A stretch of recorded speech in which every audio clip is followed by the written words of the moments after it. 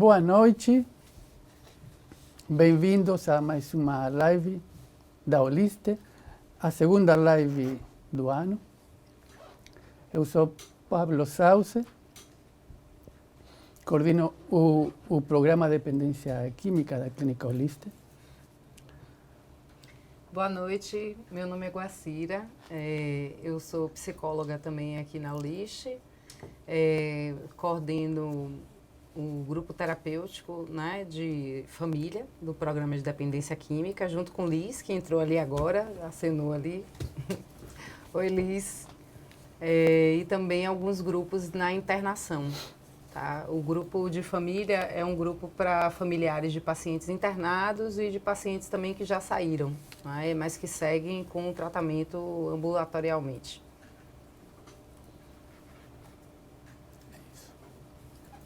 É isso, estamos vendo aí mais... Sim, também que já saíram, né, mas que seguem com o tratamento. Mais pessoas entrando, né? Pessoas.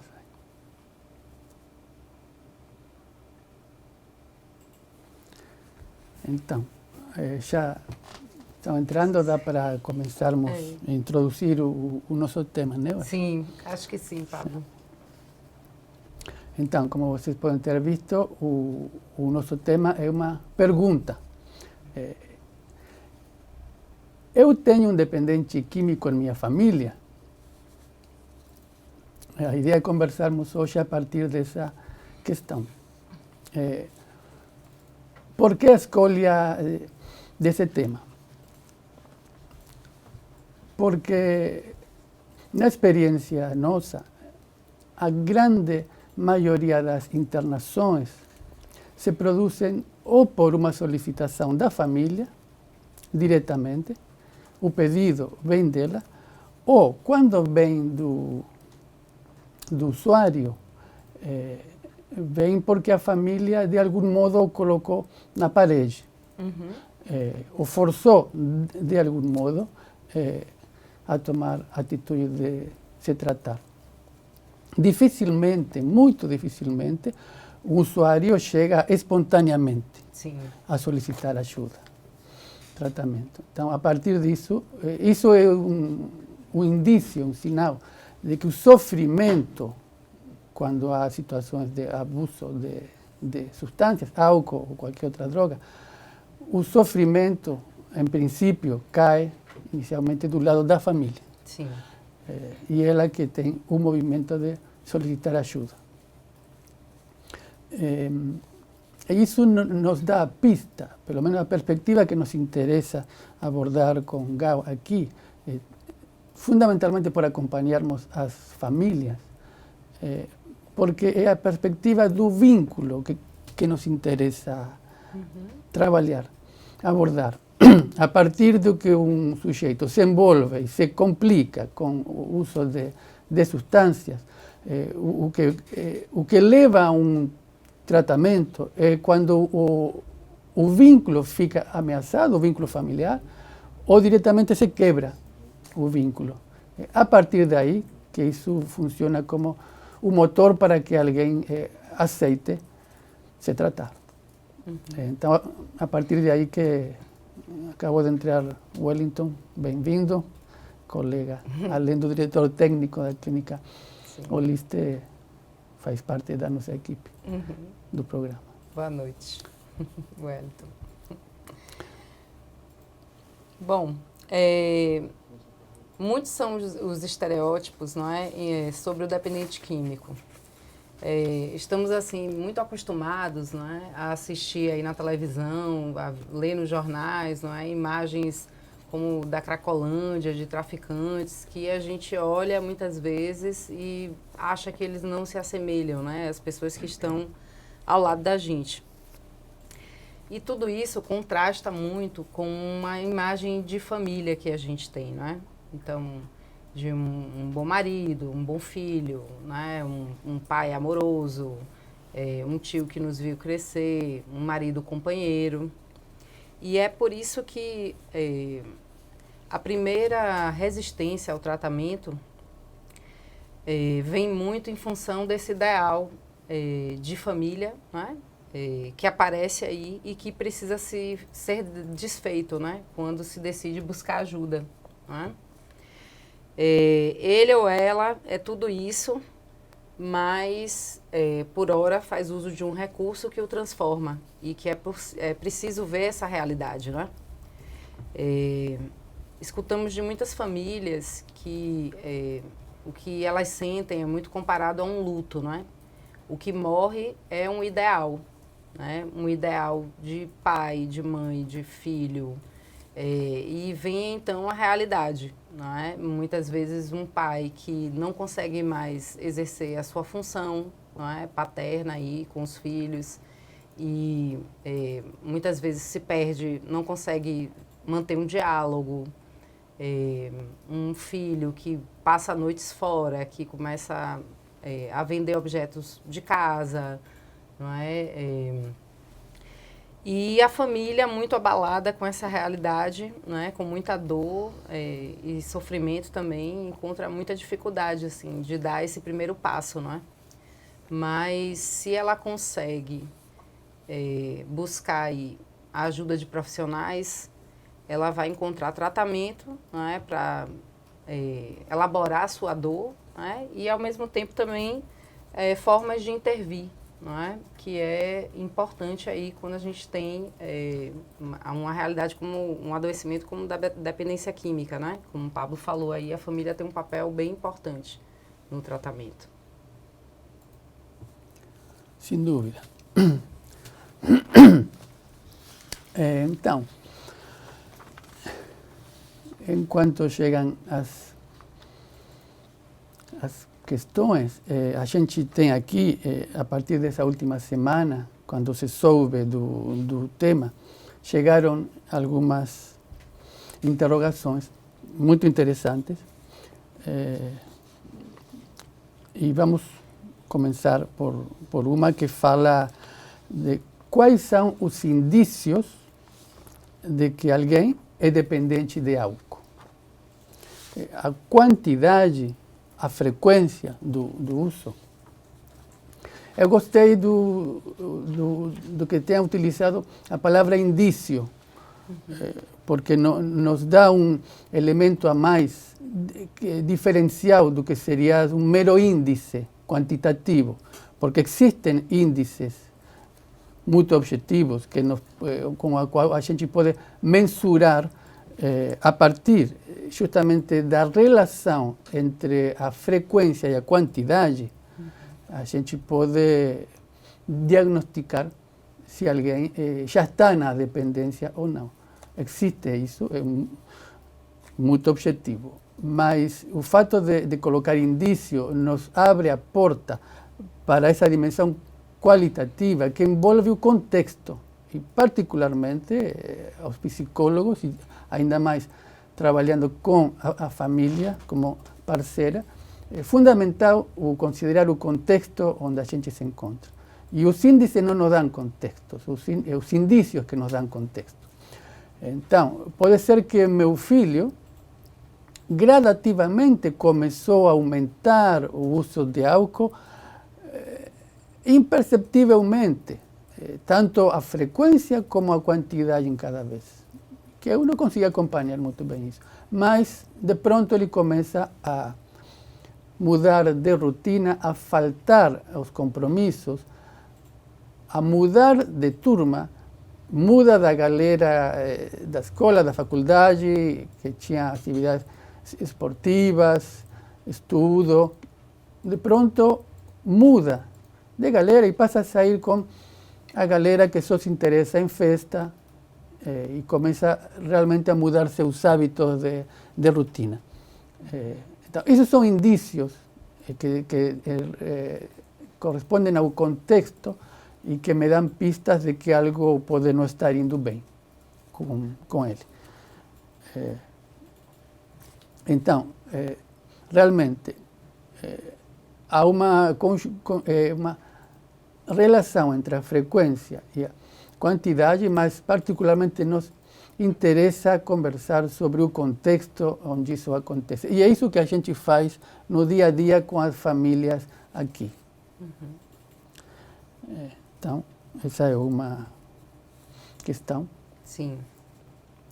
Eu vou passar para a segunda, então, tá, Pablo? Certo, enquanto isso eu olho aqui. Pronto.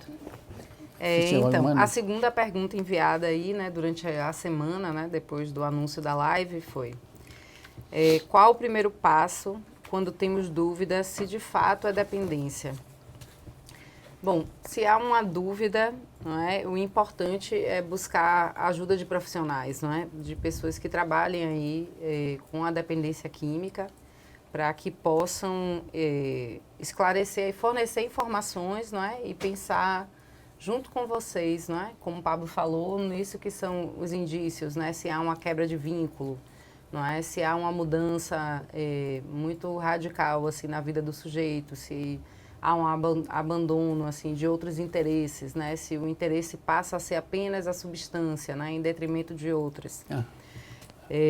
Então, é importante observar, não é? Isso da rotina, e se você tem dúvida, assim, buscar profissionais mesmo, não é? Que possam lhe ajudar aí a pensar sobre isso.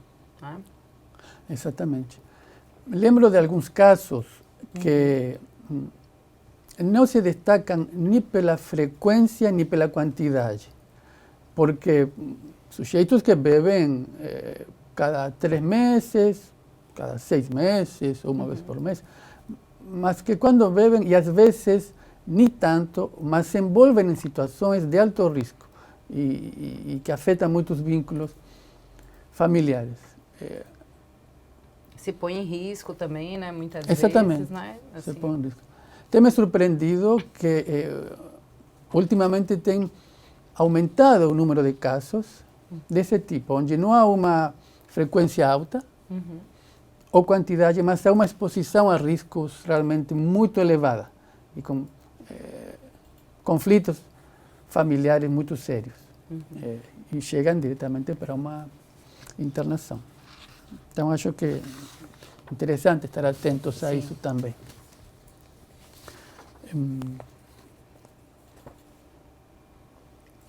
Vou passar para outra aqui. Chegou uma agora, mas vou deixar mais para frente, porque acho que temos algumas aqui que vão esquentando os motores para chegar à pergunta que nos chegou agora. Tem outra aqui que veio que diz: tem algum tratamento efetivo para o crack? Sim, tem. Parar de usar crack. Isso seria efetivo. Essa questão me lembrou ao Dr. Antônio Neri Filho, uma referência na Bahia e no Brasil sobre o tratamento de usuários de drogas. Inventou o CETAD, o consultório de rua, não é pouca coisa. E então, se há um tratamento efetivo para o crack, me faz pensar na questão que ele sempre insiste. Eu não me interesso por drogas, me interesso pelas pessoas que se envolvem com drogas. E agora vou comentar algo da experiência nossa no programa de dependência química aqui, da Oliste. Efetivo, tratamento efetivo.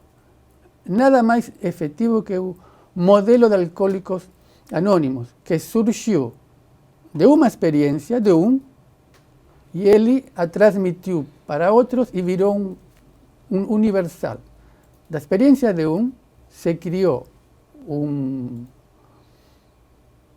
espécie de roteiro aplicável para todo mundo. Se generalizou.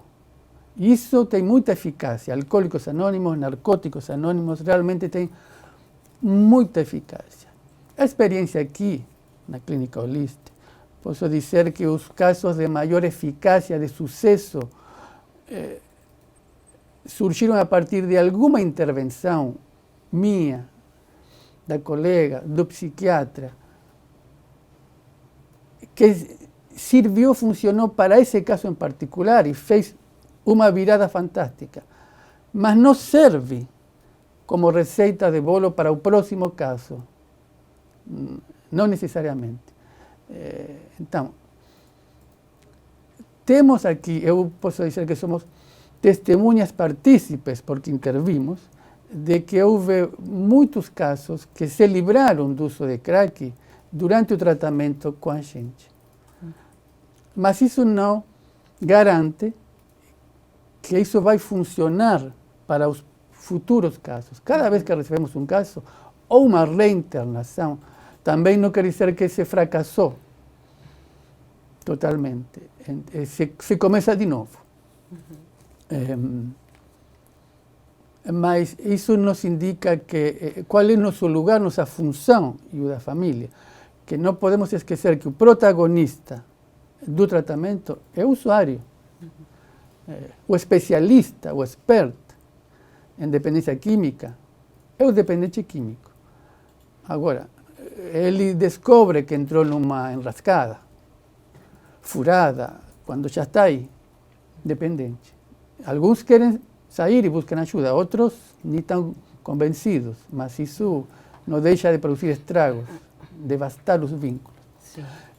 Então, isto para reforçar que o protagonista do tratamento é o usuário.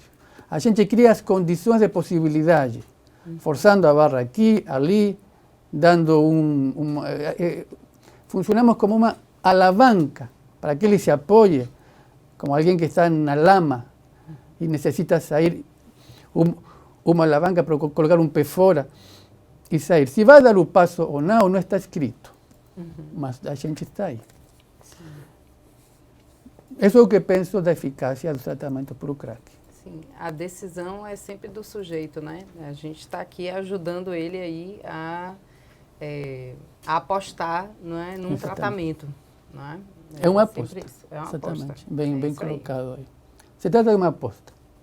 Que a gente acompanha, vai juntos, mas que se ele não está disposto a fazê-la, aí entra um outro viés sobre a eficácia, porque uma coisa é que alguém entra só nessa história.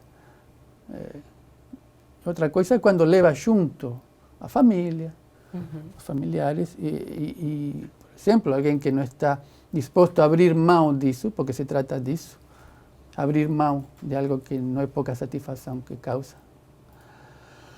Então, e a família? Até quando? Como? Ser partícipe disso. Isso também entra na eficácia do tratamento. Com certeza. Você que acompanha a família nos grupos deve ouvir muito. Com certeza, até porque a família também fica muito adoecida, né? E ela precisa, então, de ajuda até para saber como lidar, né? A gente percebe que algo bastante recorrente é a dificuldade de manter acordos até, né? Então, que ajudam a pessoa a se implicar mesmo no tratamento, né? Então... Exatamente. Chegou mais uma nova questão que tem a ver com outra que temos aqui, que chegou durante a semana.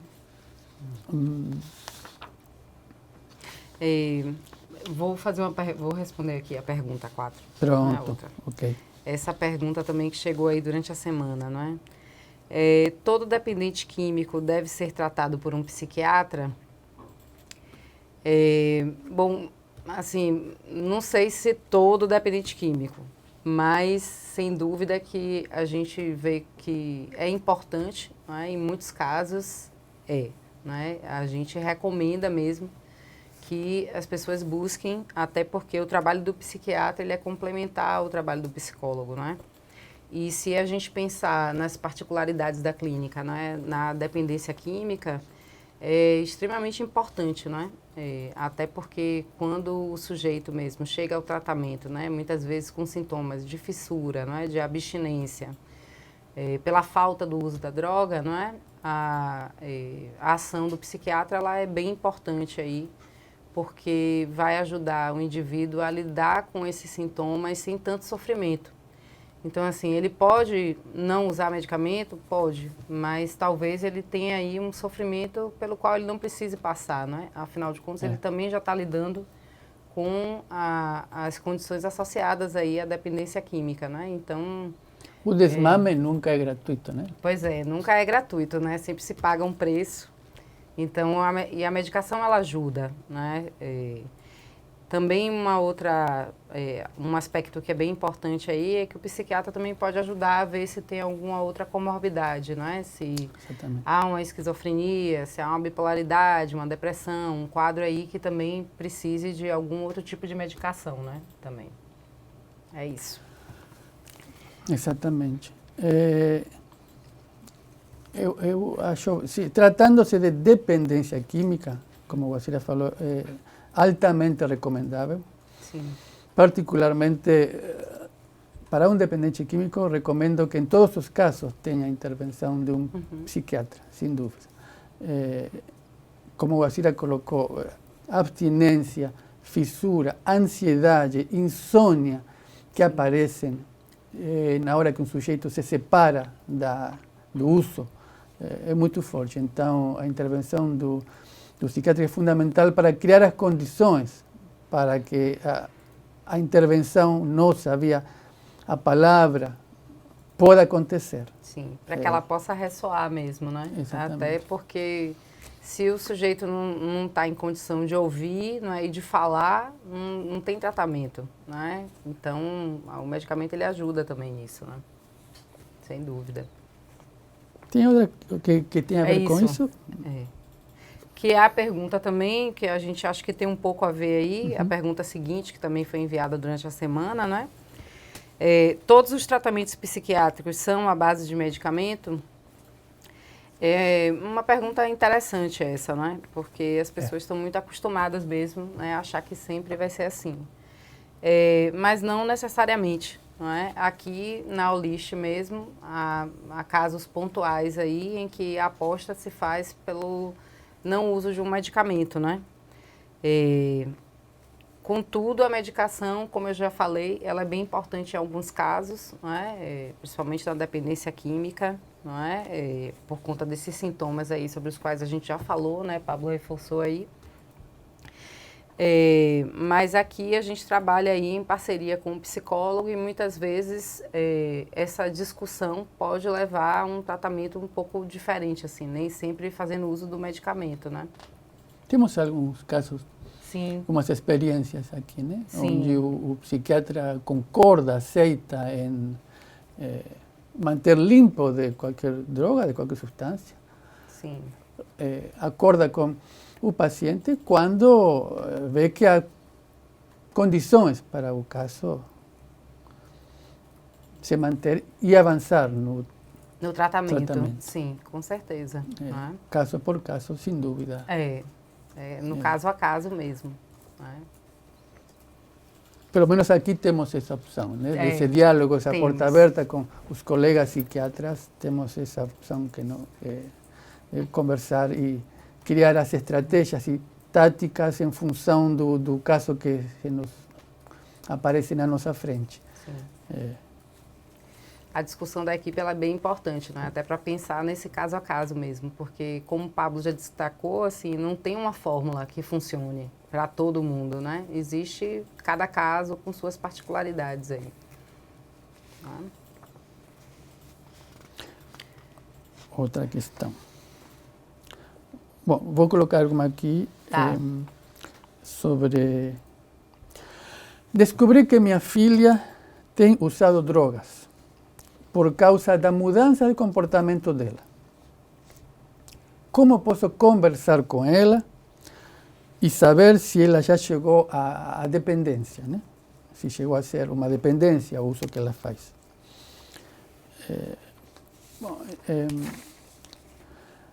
Em primeiro lugar, se eu percebi a mudança do comportamento dela, então isso já é um bom sinal de que eu estou ligado, que eu estou atento. Agora, não é a mesma coisa perceber que hoje ela chegou mais tarde do que habitualmente, a me dar conta de que tem 2 dias que ela não dorme em casa. Não é a mesma coisa. De algum modo mostra o que tão ligado estou, né, nas atividades dela. na vida dela. E também, por outra parte, fundamental, aqui não está colocado, mas que mudanças de comportamento. Ela passou a se descuidar, passou a chegar realmente tarde, a dormir menos, ficou mais agitada, más agresiva, comenzó a mentir, de pronto descubro accidentalmente que ela dice que ia para um lugar e vai para outro. Algo que não colocamos no início, mas que é importante ressaltar, se trata de ver um pouco os indícios se estamos frente a uma dependência ou não. É que não se trata de indícios isolados, un caso só, que vai me dar a chave, a pista de que estou frente a uma situação grave, uma dependência, sino que realmente há um conjunto de situações que no conjunto mesmo, e no contexto, como coloquei, que a gente vai perceber o grau de gravidade, de complicação que nosso familiar chegou a desenvolver. Realmente, então, há que colocar várias variáveis, como a gente diz, para poder fazer uma avaliação mais rigorosa. Então, no caso da minha filha, mudança do comportamento pode implicar um problema. Às vezes, esses indícios que são classicamente reconhecidos, como que pode haver aí uma dependência de drogas, às vezes, esses mesmos indícios não necessariamente significam isso, mas sim que algum tipo de problema está acontecendo. Inclusive, cada vez recebemos mais casos. O que Guacira colocou como a função do psiquiatra, identificando a comorbidade, como se fala em psiquiatria. Os sujeitos, inclusive, favorecem o risco, né? Aumentam o risco de cair numa dependência, de cair num uso compulsivo, justamente por um quadro psicopatológico que antecedia o uso.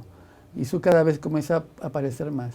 Determinados tipos de funcionamento que facilitam que o sujeito se ampare na bengala de uma substância. E que qualquer coisa que ele faça, nem sequer uma substância, qualquer coisa que ele faça, a faça compulsivamente. E que não necessariamente leva a uma dependência química, mas que se ele se encontrar com uma substância, grandes chances de que o leve a isso.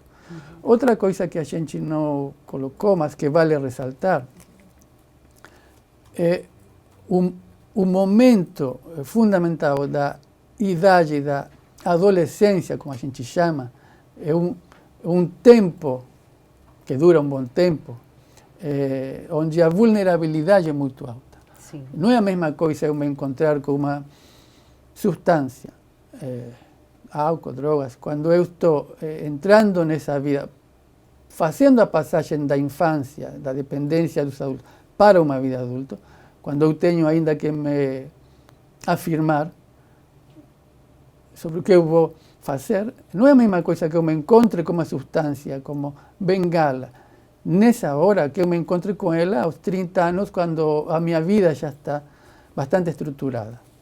Mas a gente vai entrar nisso depois. Sim. Então, aqui sim, desculpa, porque aqui a gente já pode responder a pergunta de Cláudio. Obrigado, Cláudio, pela pergunta, onde diz: um usuário de maconha pode ser considerado dependente químico?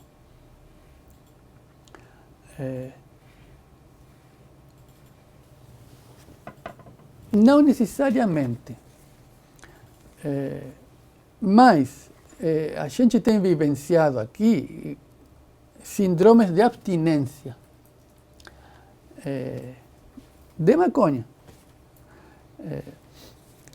Isso se junta com a pergunta que está aqui.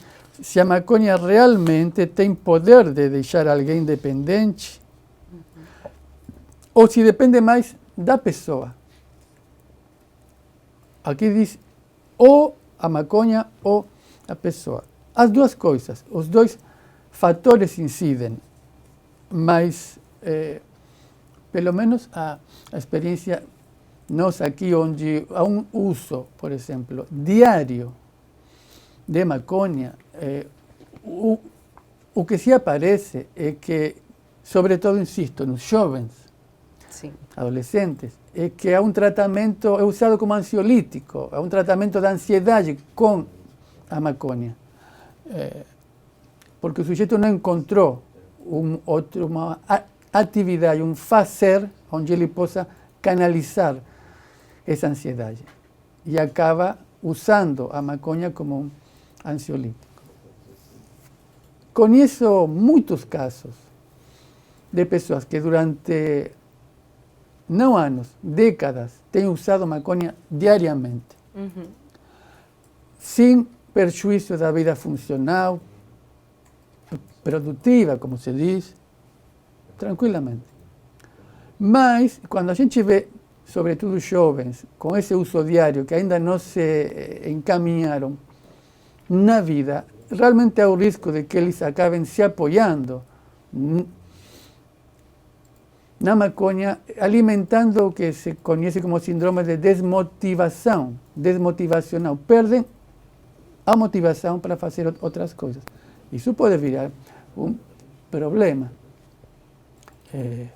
Então, para responder a Cláudio, talvez não a química em si da maconha seja um fator forte para criar uma dependência, mas o que o sujeito vai fazer com isso. Sim.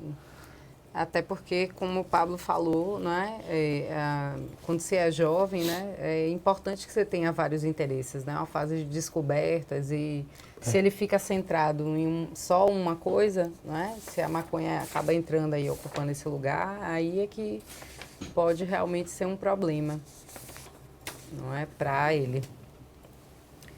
Você quer ler outra daí ou eu vou aqui? Bom, a pergunta de Noeli. Obrigado, vou colocá-la porque vai nessa linha. Tá. Uma pessoa que consome maconha a semana toda é considerada viciada? Eu acho que já respondi. Respondimos. Isso tem a ver, Noeli, exatamente com o que ele estava falando, né? Sobre observar aí qual é o funcionamento mesmo da vida desse sujeito, né? Principalmente quando se é jovem, né? Se perde-se o interesse por outras coisas, né? E quando se é adulto também, se não consegue fazer nada além disso, né? Algo que não coloquei, mas que acho importante, pelo menos como tomamos a perspectiva aqui, no tratamento.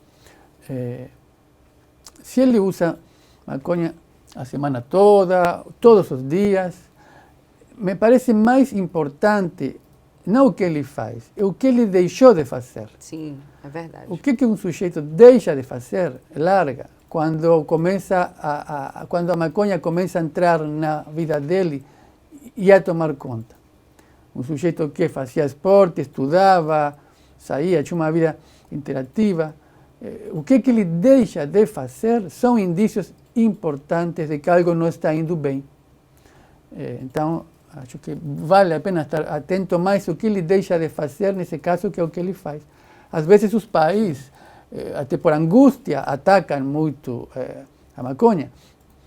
Acham que o capeta é ela, é a maconha, quando, na verdade, as consequências estão no que ele está deixando de fazer por causa disso. Sim.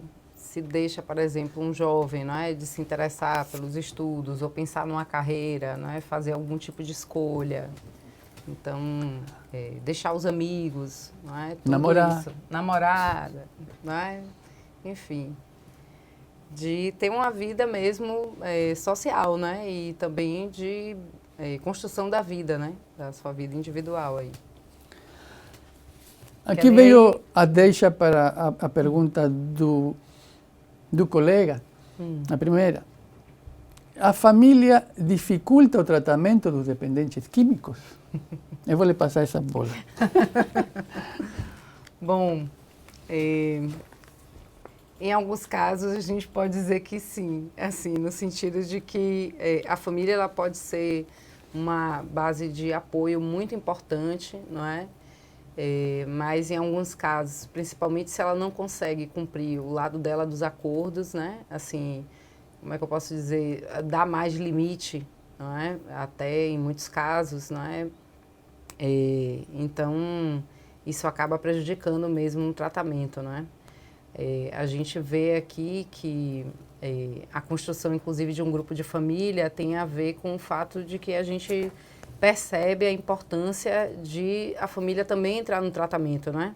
A família também se perguntar aí sobre suas próprias questões, não é? Então, qual é a corresponsabilização aí também, não é? No quadro que se apresenta quando um paciente começa aí a fazer um tratamento, né? Então, a família pode sim dificultar, né, o tratamento, principalmente se ela não consegue aí apoiar, não consegue manter acordos, não é? Muitas vezes até por conta do seu próprio sofrimento mesmo, isso é algo que a gente escuta muito, não é? A família é bastante adoecida, dizendo eu não tenho força, não é, para agir.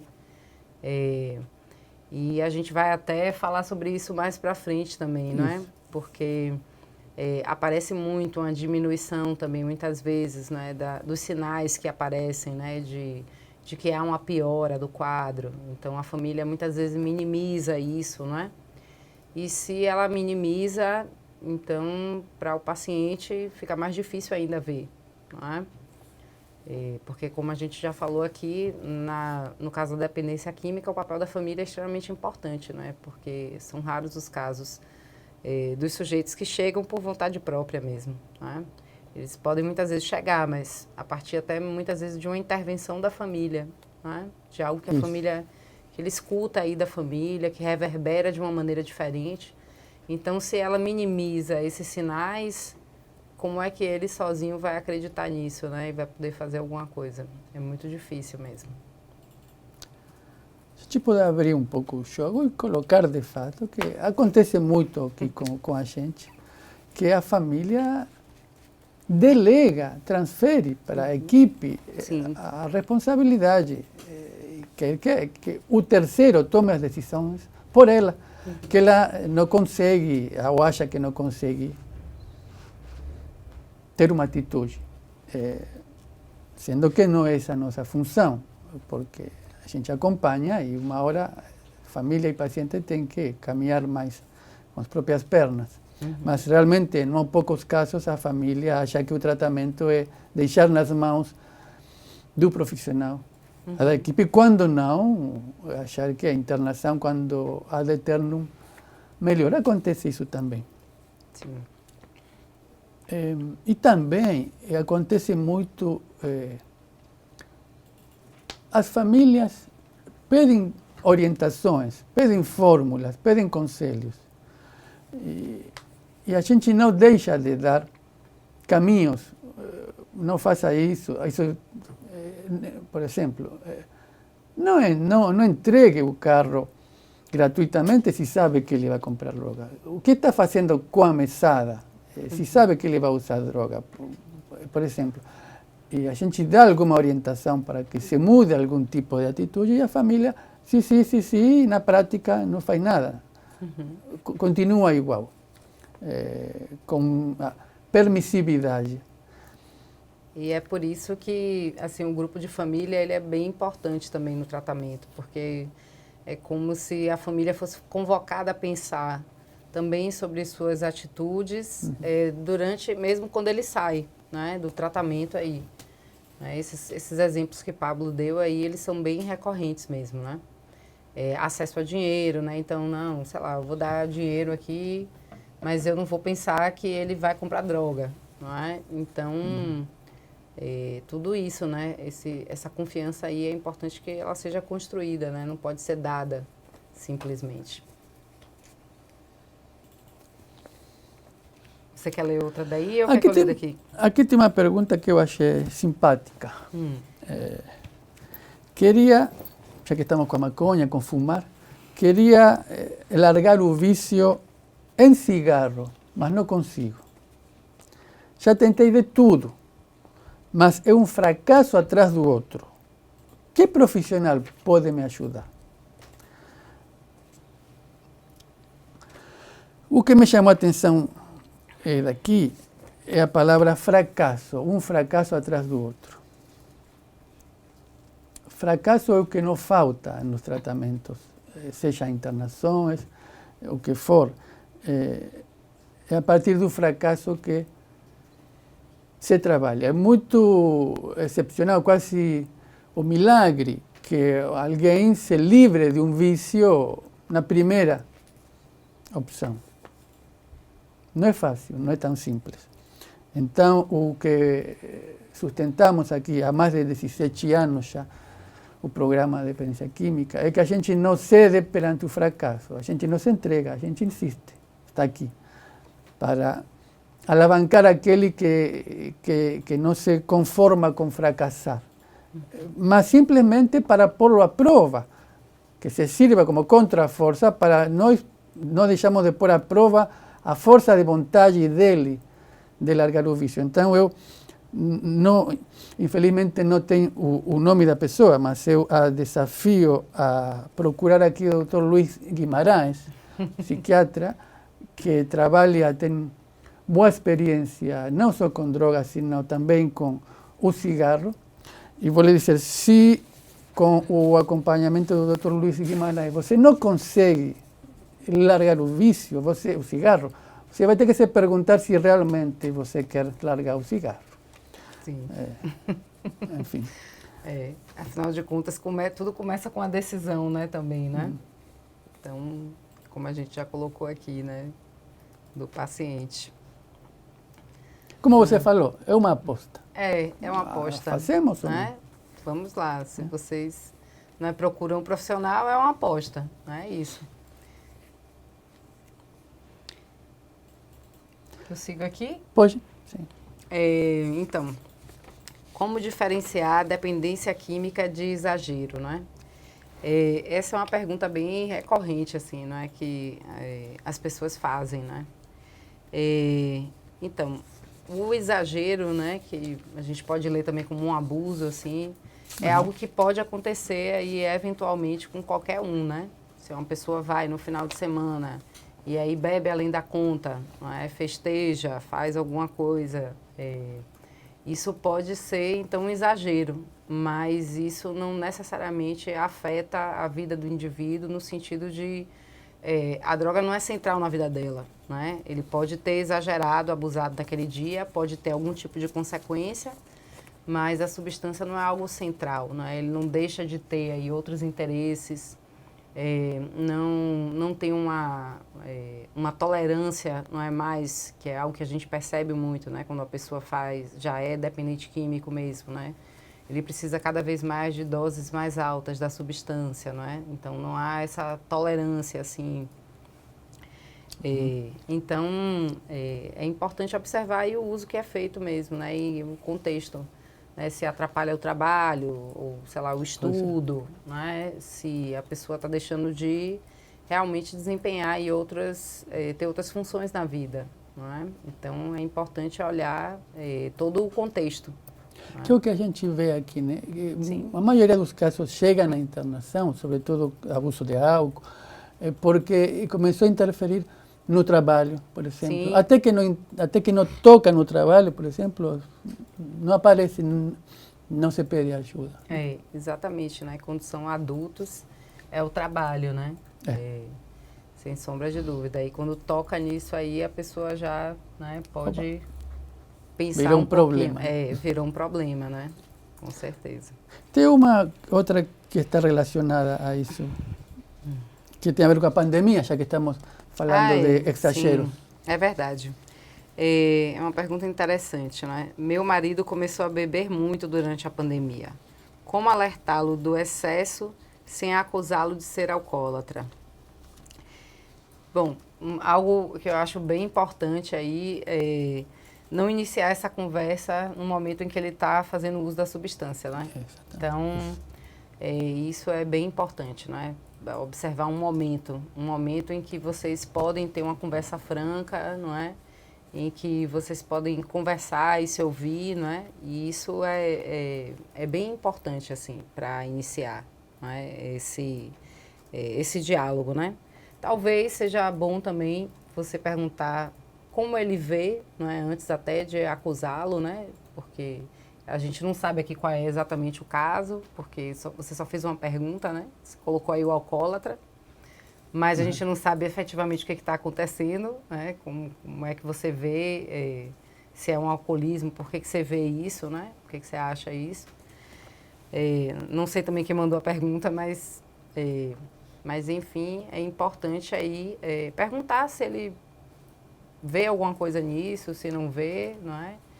E a partir disso também poder manter esse diálogo, né? A partir de tudo isso que você está ouvindo aqui agora, né? Se você percebe aí que há um uso que já está mais próximo, né? De algo como uma dependência química, não é?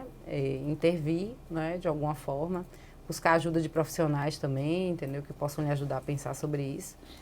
Mas o ideal é escolher uma conversa em que você também possa mostrar que você está tendo um cuidado, né? Também assim, né? Que você está de alguma maneira observando isso, né? E que é um gesto de cuidado, assim. Acho que isso é bem importante, né? Exatamente.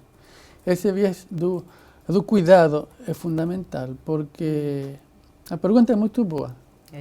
Porque a experiência aqui na clínica é que os pacientes sintomatizam e se queixam muito a partir da dimensão de cobrança da família. Nos grupos aparece muito. Eu não sei lidar com cobranças, quando me cobram muito, quando me jogam em cima, me jogam na cara, me acusam. Ficam reativos a isso. Então, quando Guacira introduz a dimensão do acolhimento, do poder ouvir sem julgar tanto, é importante para que se abra alguma porta. Senão, o que se alimenta é a reatividade. Sim. E aí, provavelmente, você não vai conseguir o que você quer, não é? Que é fazer com que ele pense aí um pouco sobre esse uso. Pois é, exatamente. Chegou outra pergunta. Obrigado, Ederval. Nos trouxe uma questão. O que vocês acham do uso da cannabis para tratamento de doenças? Ederval, eu vou lhe convidar a você assistir a live do Dr. Luiz Guimarães, que eu o citei há pouco. Você vai encontrar aqui mesmo onde ficam guardados, no site da Holiste, que ficam as lives, porque ele fala especificamente do uso do cannabidol para tratamento de doenças. Particularmente não é minha área, então ele vai lhe dar uma verdadeira aula sobre o uso dos derivados, né, da cannabis para tratamento de doenças. Mas muito obrigado pela pergunta. Mas, de fato, é algo que cada vez está entrando mais aqui e a gente verá cada vez mais o uso generalizado para os tratamentos de doenças. O que é bom que desmistifica um pouco, né? Sim. O que você colocou também do... desse estereótipo, o estereótipo, exatamente, com né? certeza. A demonização da droga. É importante não entrar nesse julgamento, não é? Até é importante mudar um pouco isso. Isso. Então, você quer ir para a outra aqui? A outra você já perguntou, já fez, foi. Então, meu amigo usou crack por um tempo, mas resolveu parar. Só que está tendo crise de ansiedade e síndrome do pânico. Ele deve procurar um psiquiatra ou um psicólogo? Bom, é importante que ele procure os dois, não é? Eu não sei exatamente, assim, quando você chama de crise de ansiedade e síndrome do pânico, né, que sintomas são esses que ele está tendo, porque também são dois termos aí que vulgarmente as pessoas usam, não é? Às vezes para falar de ansiedade, não é, de sintomas de ansiedade, mas pelo quadro dele parece que ele pode estar sofrendo de abstinência, não é? De falta da substância. Então, sem sombra de dúvida, é importante que ele busque aí um psiquiatra para ajudá-lo a lidar com esses sintomas, né? Amenizar aí um pouco esse sofrimento. Como a gente já disse aí no começo da live, né? É real isso, é do corpo, né? Então, se esse sofrimento ele pode ser diminuído, não tem por que passar por isso, né? Então, e também que ele busque aí um psicólogo para que ele possa, não é, através da palavra aí, lidar com suas próprias questões, fazer algum tipo de leitura aí sobre esse recurso que ele fez, não é, de buscar então o uso do crack, né?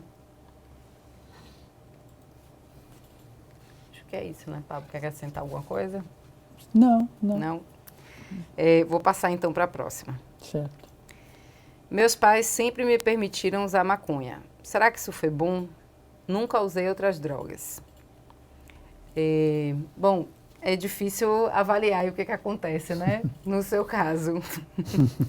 Porque a gente não lhe acompanha, mas é uma pergunta interessante essa, né? Acho que você pode responder, né? Se isso foi bom ou não. Pode pensar aí. Acho que está, desculpa que ele interrumpa, mas acho que está... Está dizendo que é bom, né, Pablo? Ironizando com a história de que a maconha é a porta de entrada para outras drogas. Acho que está nos provocando em relação a isso. Muito possível. Então fica difícil avaliar, mas de maneira geral, né, o que a gente pode dizer é que há diversos casos aí, né, realidades muito diferentes, mas tem casos como, por exemplo, da Holanda, né, que se a gente for olhar os índices, depois da legalização da maconha, não é, viram aí os índices de uso de outras substâncias caírem, né? E da maconha, Portugal também. Portugal também, e da maconha permaneceu o mesmo, né? O mesmo índice de uso. Então, uma boa referência. Né? Sim. Então, verdade. Acho que é isso. Agora, meus pais me permitiram esta báscula entre permissividade, proibição, como não é uma medida certa, a gente sempre fica oscilando entre o excesso de permissividade ou o excesso de proibição. Né? Encontrar a medida que funciona para cada caso. Insisto, a gente tira o foco da substância em si para colocar a falar o indivíduo que se serve dela, que fez a parceria com a substância que seja. O que a gente faz é entrar na parceria e concorrer com ela para ver se esse sujeito quer outra coisa, que não sempre acontece, mas damos uma chance de que ele queira outra coisa, que é alimentar a parceria com uma droga. Porque o que já sabemos é que se deixamos que ele alimente cada vez mais a parceria só com ele, o mundo, a vida dele começa cada vez mais a se reduzir, a realidade dele a isso. E o resto vai se apagando, e onde entram os vínculos de família, de trabalho, outros interesses que sejam, se apagam. Então, se trata um pouco disso.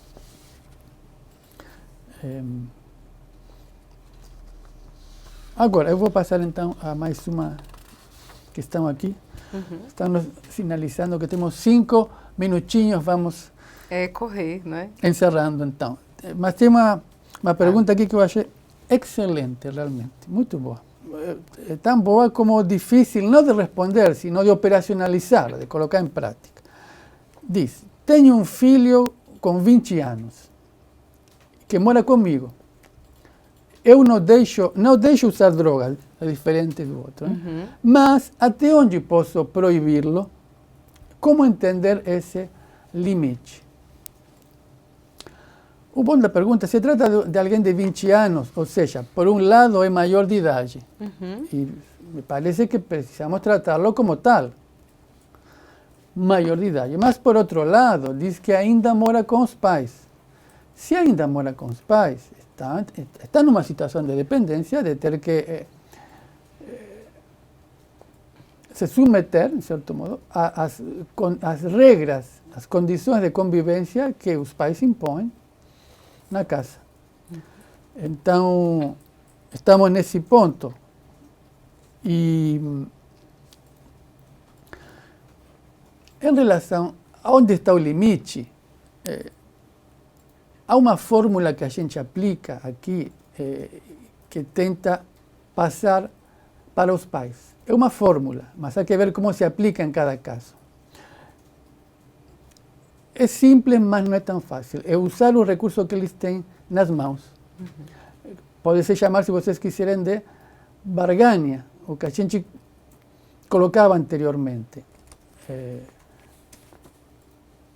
Já está claro que o meu filho está viciado numa substância, por exemplo. Inclusive, ou está usando uma droga que eu não autorizo, não compartilho, não compactuo com isso.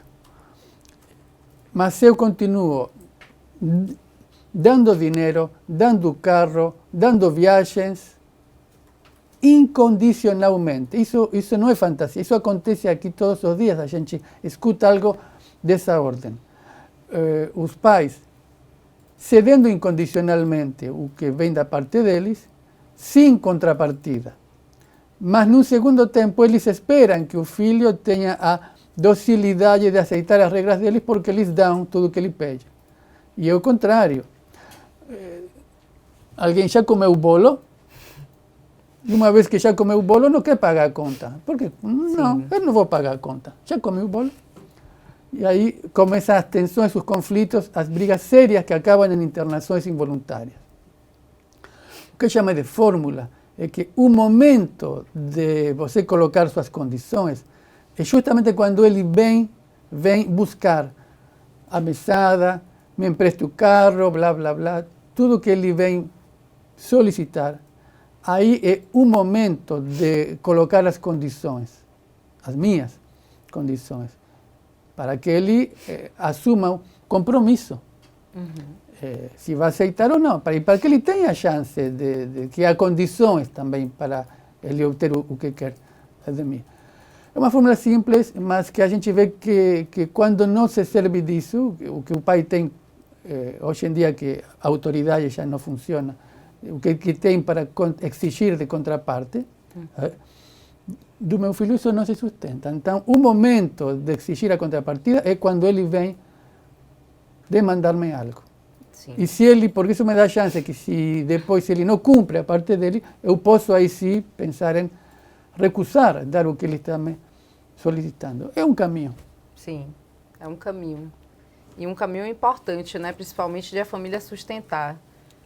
Até quando ela diz o que ele vai ter e o que ele não pode ter, não é, com isso. O encerramento é com você. Tá. Então, a gente está encerrando aí a nossa live, não é? Nos despedindo de vocês. Vou deixar uma mensagem aqui, não é, final, que a gente acha bem importante aí. É muito comum a gente ouvir frases como: ele tomou todos os comprimidos, mas estamos de olho. Ele bebeu o álcool de casa, né? Aquele álcool 70 lá, ou então o álcool em gel, mas foi diluído, não é? Ele está mal, quase me bateu, mas volta para casa sempre. Então, se essa é a sua realidade, não é? Se você de alguma maneira se identificou com algo disso, tira o que vem depois do mais e vê aí o que é a realidade, não é? Tira esse ideal aí para poder ver o que você está vivenciando realmente, não é? Encarar isso aí e com a ajuda de profissionais, né? A gente está aqui. É isso. Obrigado, gente. Eu peço, obrigada. Desculpas a Olga, a Eleonora, as pessoas que a gente não teve chance de responder. Obrigado pelas questões.